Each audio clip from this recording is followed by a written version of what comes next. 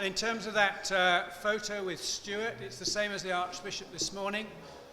Both the Archbishop and the Stuart have given their permission to say if you want to use it on your diocesan website or share it with your friends, that's absolutely fine. There's no problem about that at all. So if you feel that'd be helpful and encouraging people to pray and support for the ministry, you're very welcome to that. But they've both given permission, so there's no problem. What I'm going to do, I'm going to finish the day by looking at the scriptures, and I'm going to ask my wife, Lucille, to read Hebrews chapter 12, verses 1 to 3, and then I'm going to speak about it before we close.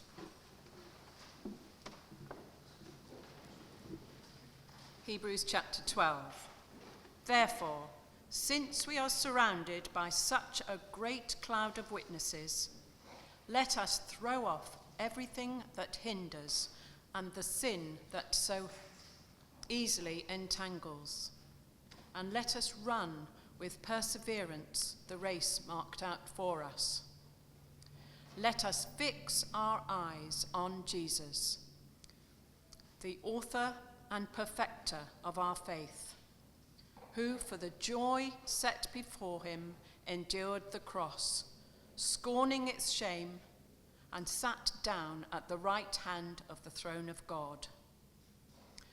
Consider him who endured such opposition from sinful men, so that you will not grow weary and lose heart.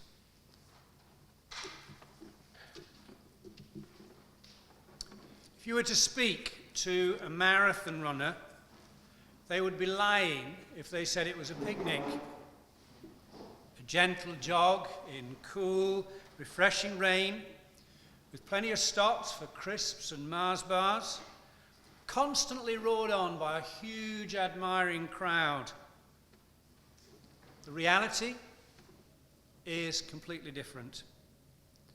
Often the dominant feelings are isolation, pain, a constant self-questioning, and a desire to give up. The truth about the most strenuous of races is that it requires fantastic determination in the face of overwhelming odds. You can be inspired by many other ordinary marathon runners, knowing that many have gone through the pain barrier and kept running. That's a help.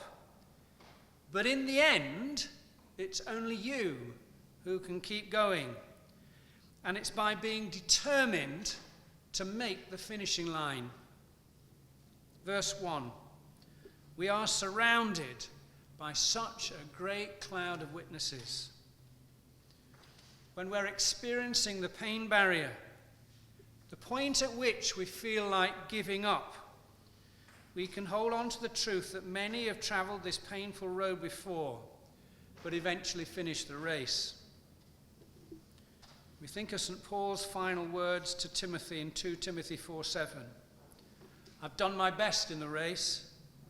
I've run the full distance. I've kept the faith.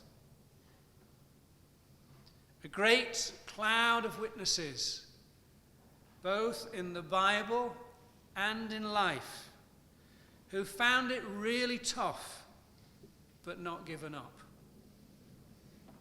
Using vivid athletic images, the writer describes precisely how to keep going and not give up. Verse 1. Let us throw off everything that hinders and the sin that so easily entangles. So let us throw off everything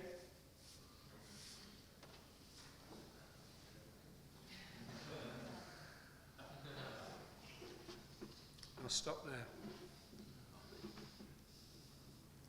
What gets in the way in this marathon of our Christian life?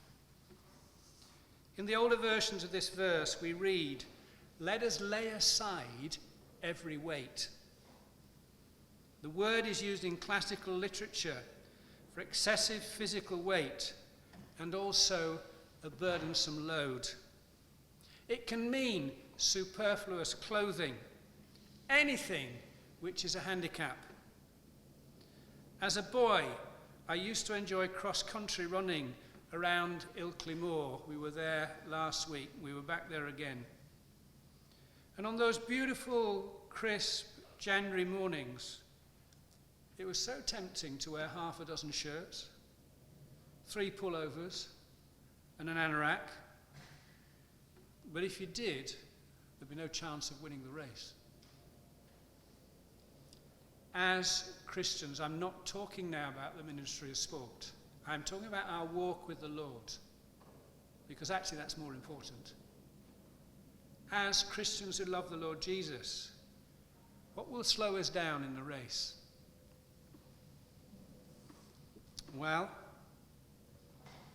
unhealthy relationships in which we use people to satisfy our lust. That'll slow us down. An obsession with getting to the top, which means we will tread on anybody and anything to get there. That will slow us down. Internet pornography. That will slow us down. Abuse of alcohol. That will slow us down. You see, you know your individual weaknesses. You know the areas of your life that are not honouring to God. And so how do we run the race? Verse 1, with perseverance. Verse 1, with perseverance. There are so many positive aspects to being a Christian, but the Christian life also makes rigorous demands. Running with perseverance is only possible in the toughest of times by looking to Christ. For if we do not look to Christ, we will drop out either by being distracted or through exhaustion. So what is the focus for a Christian? It's not a ministry. It's the Lord Jesus. It's not a ministry. It's the Lord Jesus. We're not here to uphold a ministry. We're here to lift up the Lord Jesus in the context of sport. You've got to get that right. And verse 2 reminds us, let us keep our eyes fixed on Jesus. This is the deliberate act of one who, aware of other attractions, deliberately looks away and stays focused. It can happen so easily when you're driving a car. There's an accident or an incident on the other side of the road. You know you shouldn't look.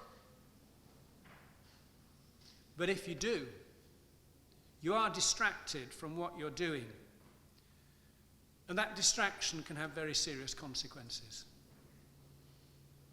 As runners in the race of life, we must keep our eyes fixed on Jesus and not be distracted.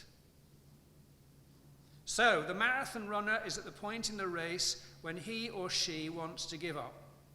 Hopes were high. Oh yeah, we know about all the octogenarians who completed the marathon. Yeah, we know all about that.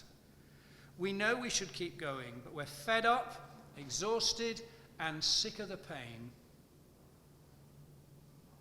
Does that speak to your ministry, your real ministry? Does that speak to your personal walk with the Lord at the moment? How on earth do you keep going? Simple advice from Hebrews 12. Throw off everything that hinders and the sin that so easily entangles. Throw it off. Run with perseverance the race that's marked out for us. Above all, brothers and sisters, let us keep our eyes fixed on Jesus.